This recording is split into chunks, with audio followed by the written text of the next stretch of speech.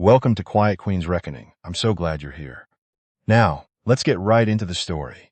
The orthopedic surgeon pulled his $60,000 Range Rover up to the curb of a crumbling East Vancouver duplex, armed with a separation amendment, a personal check for $35,000, and a 26-year-old dental hygienist named Brooke, who had already mentally redecorated his Yaletown condo in shades of blush and gold. He had come to humiliate his ex-wife in front of his new girlfriend.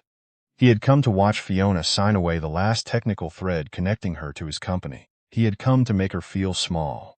What he did not know, what neither of them could have possibly known, was that the woman who opened that peeling front door had spent the last 4 years quietly constructing a trap so mathematically precise, so devastatingly patient, that the moment they stepped across her threshold, it had already sprung.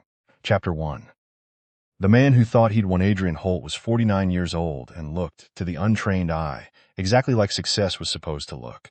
He had the jaw of a man who had never doubted himself.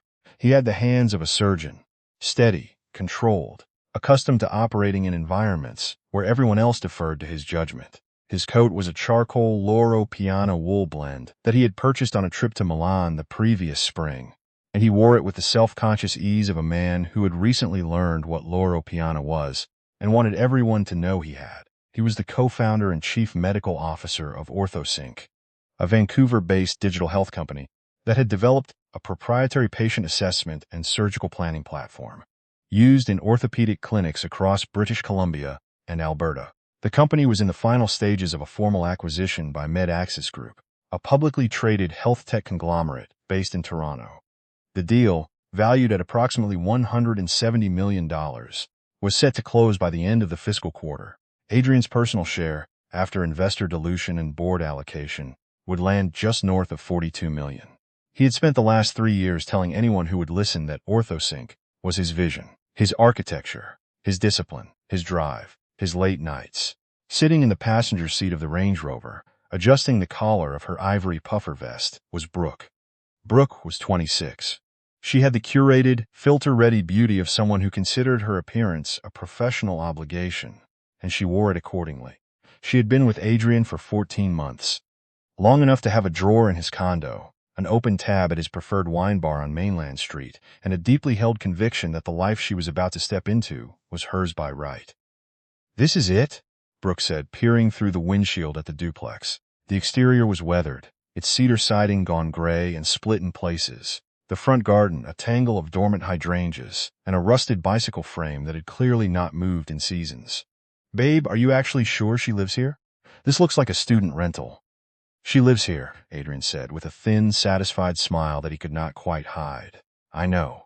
It's not much." He did not say it with sympathy. He said it with the quiet, practiced pleasure of a man who had been looking forward to this moment. 10 years ago, Adrian Holt and Fiona Ashby had been graduate students at UBC. He in the Faculty of Medicine, she in the Joint Computer Science and Biomedical Engineering program. They had met at a departmental mixer in the autumn of their second year. She was 26 and had already published 2 papers. He was 31, brilliant in the operating room, but entirely out of his depth when it came to the technological infrastructure he dreamed of building. Fiona was the person who translated his clinical instincts into actual software. She spent 3 years architecting the assessment algorithm that would become the core engine of OrthoSync. She did it while working part-time, while finishing her degree, while being, as Adrian would later describe to his friends, very difficult to be married to.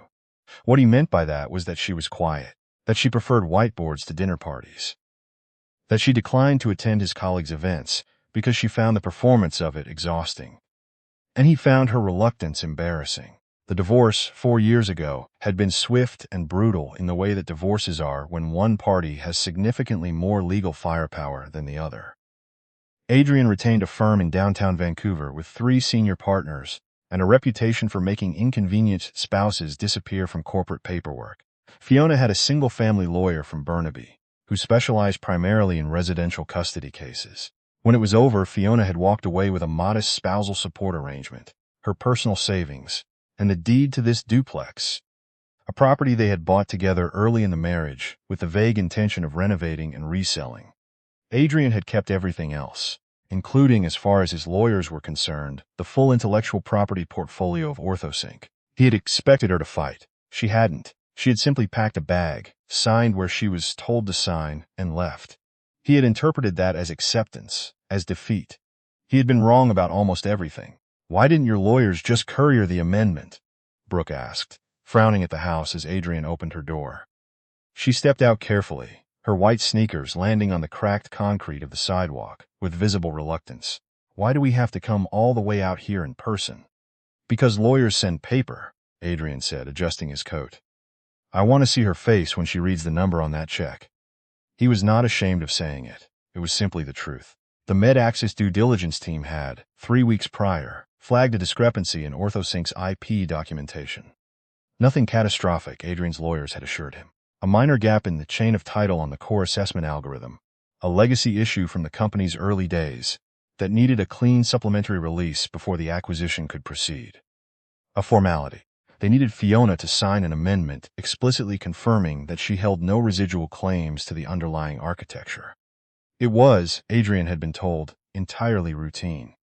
People signed these things for considerably less than $35,000. He climbed the front steps of the duplex. The wood was soft underfoot, the handrail loose in its socket. He noted these things the way a man notes evidence that confirms what he already believes.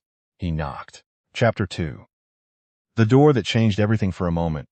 There was only the sound of a Stellar's J somewhere in the bare oak at the edge of the property, and the distant hum of a truck on the main road. Then the deadbolt turned. Fiona Ashby opened the door. Adrian had prepared himself, in the private theater of his imagination, for a particular version of this moment. He had rehearsed seeing exhaustion in her face, the particular flatness that settles into people who have been quietly losing for years. He had expected the kind of appearance that confirms, without requiring words, that the divorce had been harder on her than on him. He had not prepared for this. Fiona was 39. She looked, if anything, better than she had the last time he'd seen her. In that sterile mediation room on Howe Street, 4 years ago, in the final hour of their marriage.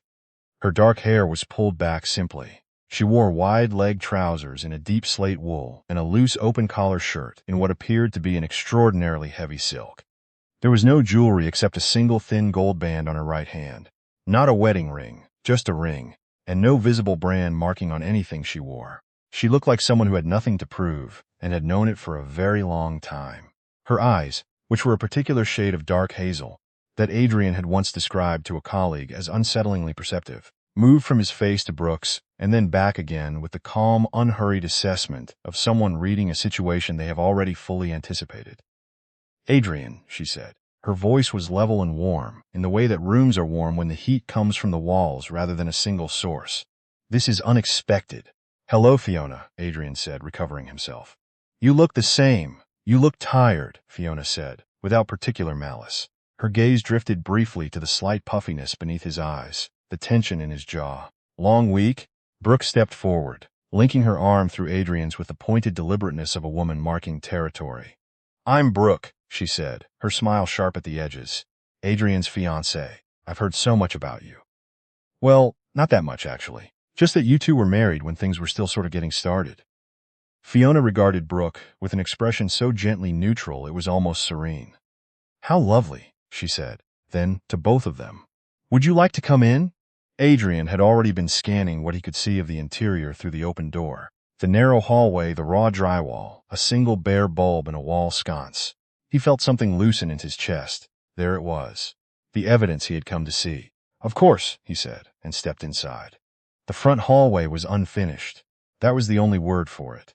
The walls were stripped back to drywall in places, and in others to original lath and plaster. The floor was covered in what appeared to be construction paper. A single paint chip card was taped to the wall beside a door frame, beside a handwritten note that read, "North-facing, need warmer undertone." "Mind the floor covering," Fiona said over her shoulder, walking ahead of them down the hall. "The original fir boards underneath are being refinished. I'm trying to match the Victorian-era amber tone." Adrian exchanged a glance with Brooke. He read relief in her face. She read validation in his. They turned through a doorway at the end of the hall. Adrian stopped walking. The back half of the duplex, what had once been, presumably, a standard Vancouver main floor plan of modest rooms and low ceilings, had been entirely structurally reimagined. The walls between the original kitchen, dining room, and back bedroom had been removed. replaced by a single vast open space that soared upward through what had once been the floor of the second level. The ceiling was a dramatic double-height volume, finished in exposed old-growth Douglas fir, original to the building, meticulously cleaned and sealed. A series of custom steel and glass skylights ran the length of the roof peak, flooding the room with the pale, silvery light particular to a Vancouver November. The walls were plaster, real lime plaster, not drywall, finished in a color that shifted between warm gray and pale sage depending on where the light fell. Hung against the north wall was a large-format photograph, perhaps 1.5 meters wide, of a Pacific coastline at dusk. Adrian had no way of knowing whether it was a print or an original work, and something about the quality of the framing made him unwilling to assume. The kitchen at the rear was a study in deliberate restraint. No upper cabinets, thick slabs of honed Calacatta marble, the real thing, not engineered, as countertops, a single deep farmhouse sink in aged brass, a La Cornue range in matte black, the kind of appliance that does not announce itself but that any person who has ever cooked seriously in a professional kitchen recognizes instantly. An enormous island of live-edge maple, worn smooth from use, occupied the center of the space. Through a set of wide French doors at the back, Adrian could see a private garden, not large, perhaps 40 feet deep, but immaculately considered. A stone pathway wound between espaliered apple trees, trained flat against the cedar fence. A small greenhouse glowed faintly at the rear.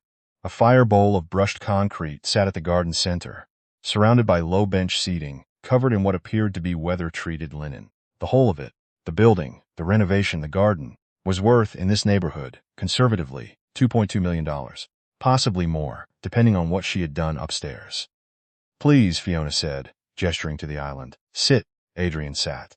He was not sure he had made the decision to do so. Brooke sat beside him, but she was no longer linking her arm through his.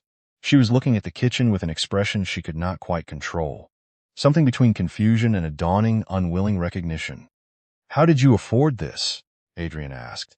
He did not mean to say it so directly. It came out before he could moderate it. Fiona was at the range, filling a copper kettle from the farmhouse tap. "I work," she said simply. "This is millions of dollars, Fiona. The renovation alone." "Tea?" she said. "I have a good Earl Grey from a small producer in Prince Edward County. Or I can make coffee, if you prefer. The machine takes about 4 minutes. "No," Adrian said. "No, thank you." He pulled the legal folder from under his arm and set it on the maple island. He needed to recalibrate. He placed the folder in front of him like a reset button. "I'll get to the point. You've probably seen the news about the Med-Access acquisition. We're in the final stages. It's a significant deal. Significant for everyone who contributed to OrthoSync over the years."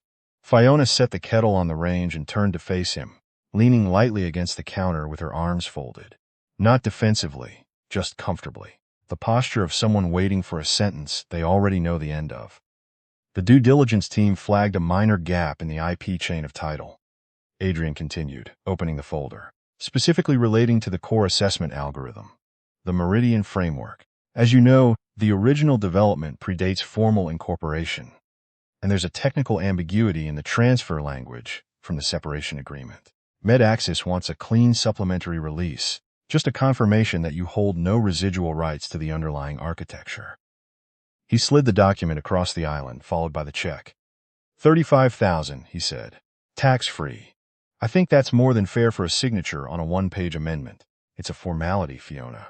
You signed away your equity in the company 4 years ago.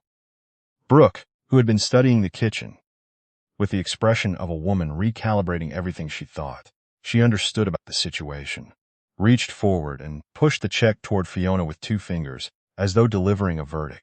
"It's a good offer," Brooke said, her voice carrying less authority than she had intended. "Be practical." Fiona looked at the check. She did not pick it up. She looked at it the way you look at a piece of mail you were expecting, and have already decided what to do with. "You always were certain you were the one who built it," Fiona said quietly. She was not speaking unkindly. She was speaking the way you speak when you are stating something that has simply been true for a long time. Adrian's jaw tightened. "I did build it." "You built the clinical partnerships," Fiona said. "You built the board relationships. You built the brand." She paused. "But you didn't build the Meridian framework, Adrian. I did. And that is a distinction that matters enormously right now." Chapter 3. The architecture of the Trapeadrian frowned. "You signed an IP transfer. The separation agreement. Transferred my equity stake in OrthoSync Inc., Fiona said. She moved to the island and sat down across from him, setting her teacup. Bone china, no brand visible, precisely in front of her. It transferred my shares, my board position, my rights to the OrthoSync trademark and client contracts. Your lawyers drafted it very thoroughly, Adrian. They transferred everything that was formerly an asset of OrthoSync Inc. at the time of our separation. She lifted the cup and took a slow, unhurried sip. The Meridian framework was never an asset of OrthoSync Inc., she said.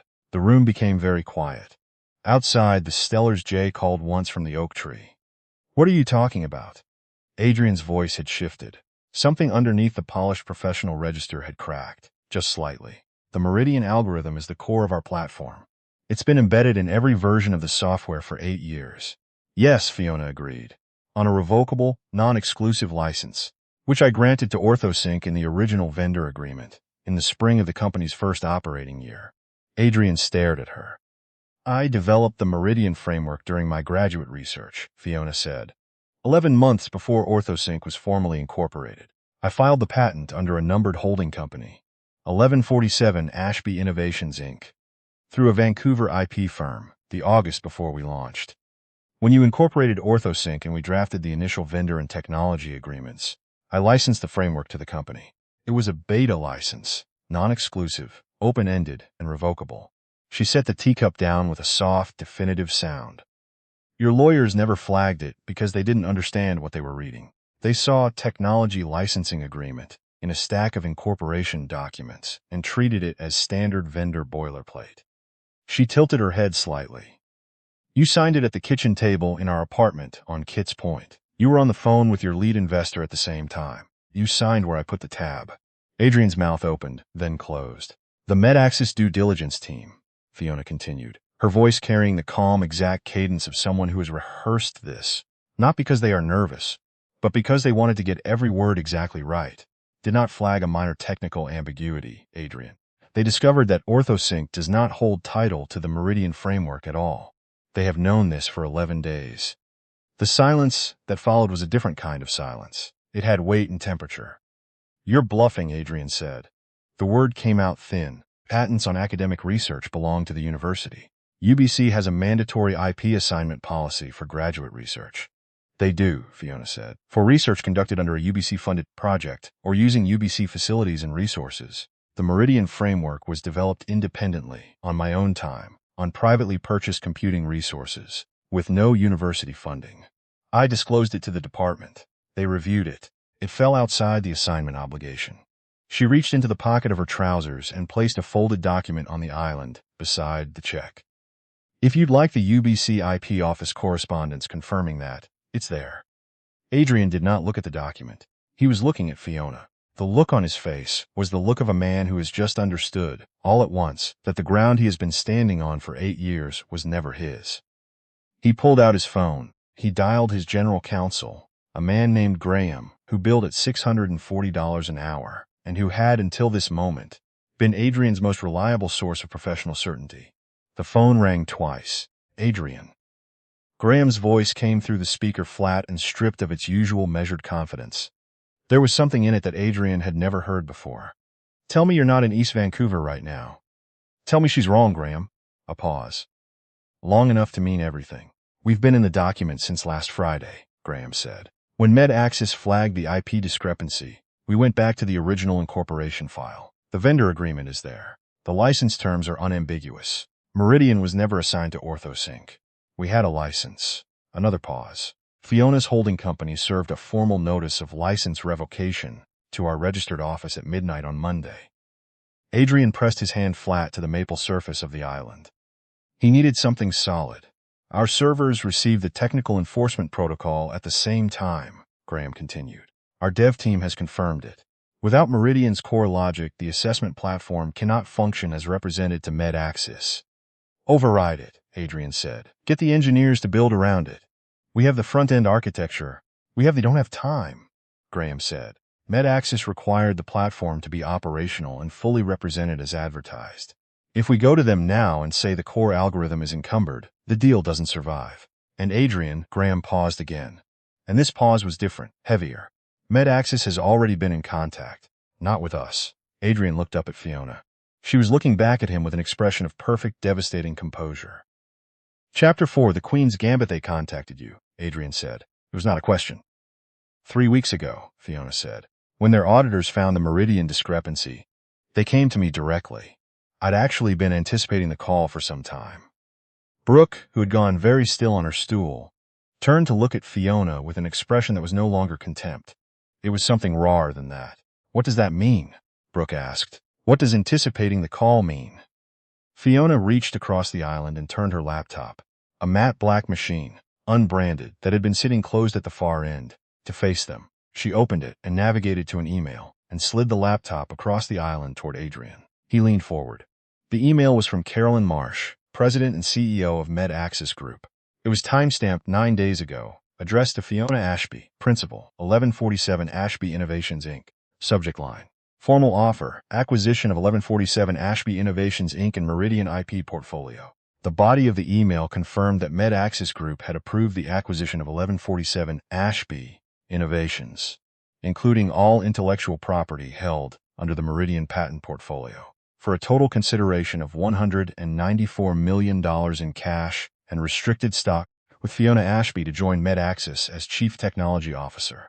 Health Systems, with an office in Toronto and a satellite presence in Vancouver. Adrian read the number. He read it again. He had built OrthoSync over 8 years. He had managed investors, board members, clinical partnerships across 2 provinces.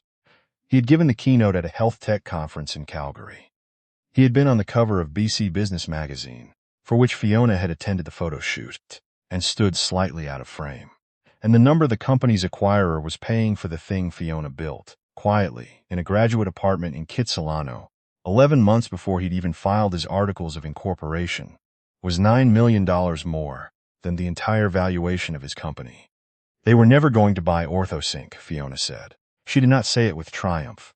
She said it with the same level, factual precision, with which she might explain a proof. They wanted the Meridian framework. Your company was the intermediary through which they expected to acquire it. When they found out that OrthoSync didn't own it, they made a straightforward business decision. She closed the laptop. They went to the source. Brooke pushed back from the island. She did it suddenly, her stool legs catching on the stone floor with a sound that broke the silence like a branch snapping. She stood and looked at Adrian, and the look on her face was the look of a person watching a structure they had built their plans on crumble in real time. Adrian, she said. Her voice was stripped of its earlier polish. Is the acquisition still happening? Are you still getting the $42 million? Adrian said nothing. Adrian. She said his name again, sharper. I need you to look at me and tell me the acquisition is still happening. I put down a deposit on a venue in Whistler. My mother is flying in from Halifax for our engagement dinner next Saturday. I can fix this, Adrian said. He turned to Fiona. The arrogance was entirely gone from his voice. What was left sounded, to Fiona's ear, like a man trying to find the floor in the dark. Fiona, whatever MedAccess is offering you, I'll match it. I'll give you equity. A formal partnership. We restructure the whole thing, reframe you as co-founder. Which you always were. I know that, and we go back to MedAccess together. You'd be on the cap table properly. You'd get everything you should have had. Fiona looked at him for a long moment. You told me, in the mediation room on Howe Street, she said, that I had a support role, that I was a technical contractor, not a builder. You said that to your lawyer. You said it in a room where I was sitting 4 feet away. She did not raise her voice. And then you handed me the deed to this house, and 30 months of support payments, and told me to be grateful. Adrian's hands, both flat at the island now, were trembling. I am not renegotiating the game after you've already lost it, Fiona said quietly. She stood, walked to the front of the island, and picked up the $35,000 check. She looked at it for exactly the length of time it takes to confirm what you already know, and then she set it down again, neatly, in front of him. Take this with you, she said. I suspect your personal accounts are going to be the subject of some scrutiny before the week is out, and you should keep whatever liquid assets you have access to. Brooke looked at the check. She looked at Adrian. She said very quietly, I'm going to wait in the car. And then she picked up her bag and walked, at a pace that was not quite running, but was clearly trying not to be, down the hallway toward the front door. The heavy door opened and closed. Chapter 5. What? 4 years looks like Adrian sat alone at Fiona's kitchen island for a moment that stretched too long to be comfortable. He looked at the grain of the maple wood. He looked at the check. He looked at his phone, which had begun to vibrate with the particular continuous insistence of a device whose owner has just become newsworthy. He opened it. The notifications were arriving faster than he could read them. Globe and Mail. Breaking. Med-Axis Group withdraws acquisition of OrthoSync amid IP dispute. Acquires underlying patent portfolio directly from independent inventor. A text from the chair of OrthoSync's board, a man named Gerald, who had always been careful to be Adrian's ally. Adrian, the board is convening an emergency session at 4 p.m. Do not make any public statements. Legal will be in touch. A text from Graham. The SEC filing equivalent, the securities disclosure, hits in 40 minutes. The stock implications for your personal holdings are going to be significant. You need representation separate from the company today. A notification from his banking app. His corporate platinum card had been flagged for authorization hold pending account review. Adrian set the phone face down on the island.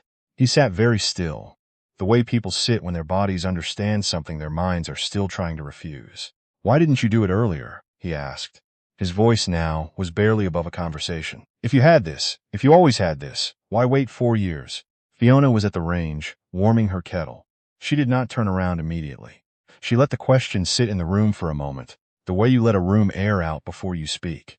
4 years ago, she said, turning, OrthoSync was valued at $11 million. Revoking the license then would have given me a claim worth perhaps a fraction of that.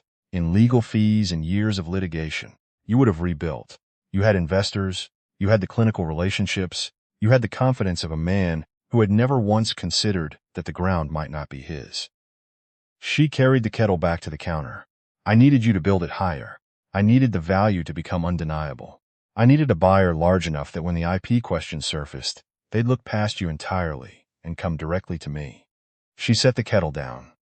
And I needed you to walk through my door, she added, so that when this moment came, you would know exactly where you were standing. Adrian looked around the room. The soaring fir ceiling, the gray sage plaster, the coastline photograph, the La Cornue range, the greenhouse glowing in the November garden.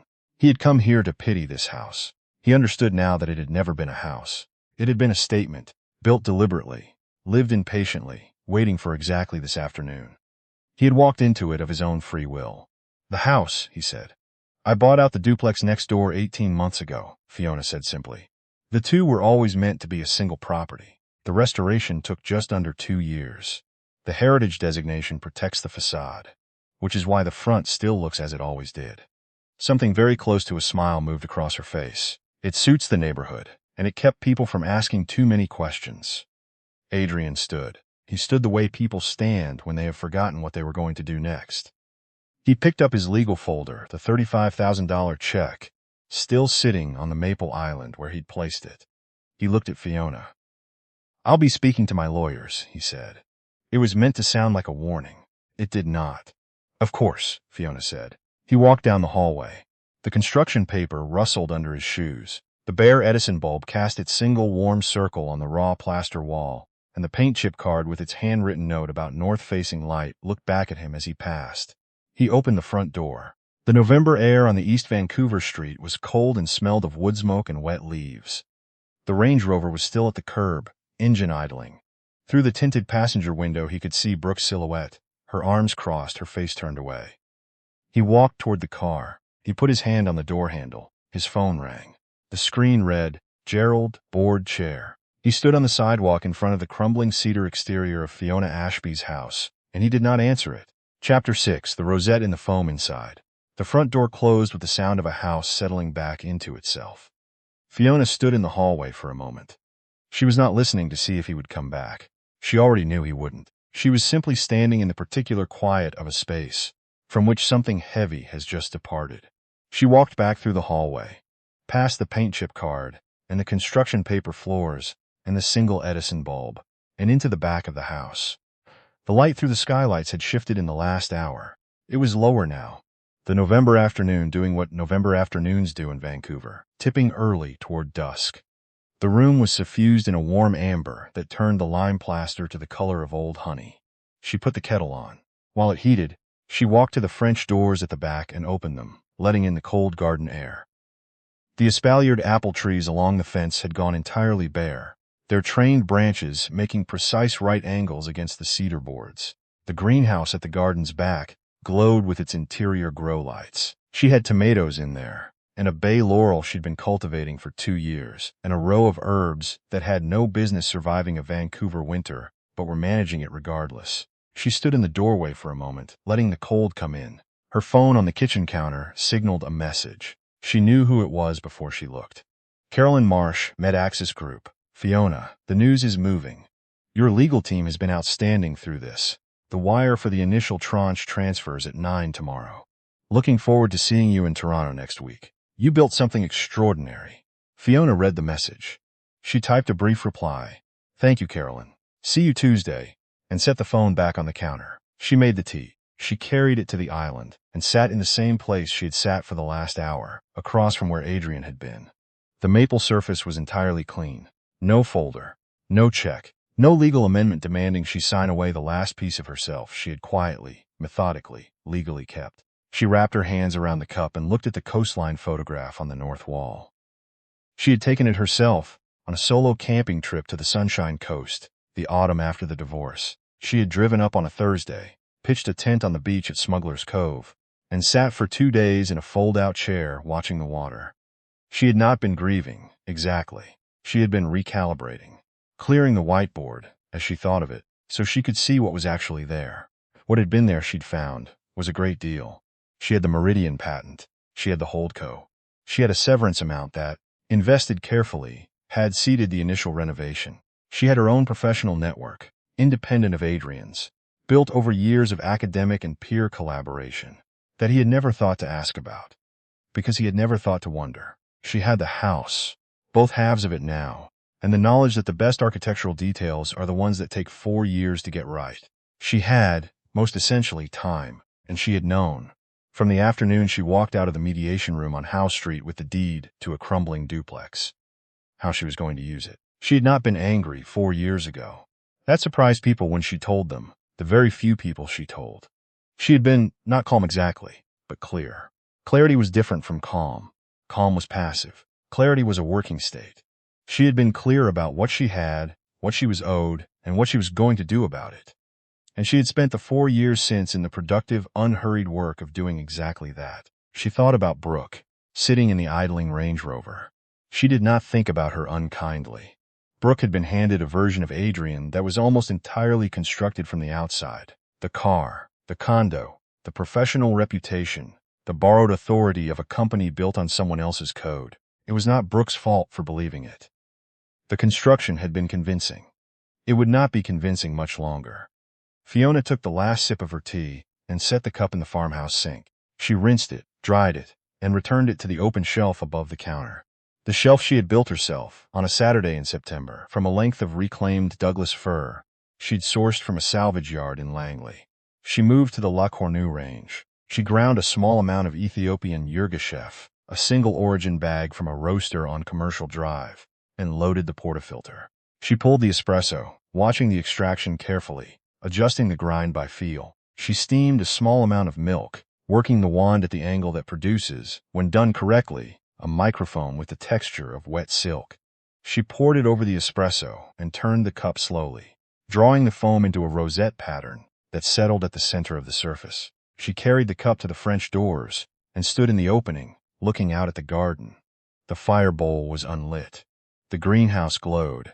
The bare apple branches made their clean right angles against the cedar, waiting for spring with the patience of things that understand seasons. The deal would close tomorrow. The wire would come in the morning. There would be lawyers and logistics and a new office in a glass tower on Bay Street, and meetings with board members who would learn, in the months ahead, that the person who built the framework that made MedAxis's new platform possible was not a support role, had never been a support role, and had the documentation to prove it. But that was tomorrow. Tonight, Fiona Ashby stood in the doorway of the house she had rebuilt from the studs up, in the neighborhood that had once been described to her by a man in a Tom Ford coat, as a step backward, and she drank her coffee in the cold November air, and she thought about nothing in particular, and the thought of nothing in particular felt, for the first time in a very long time, exactly like enough.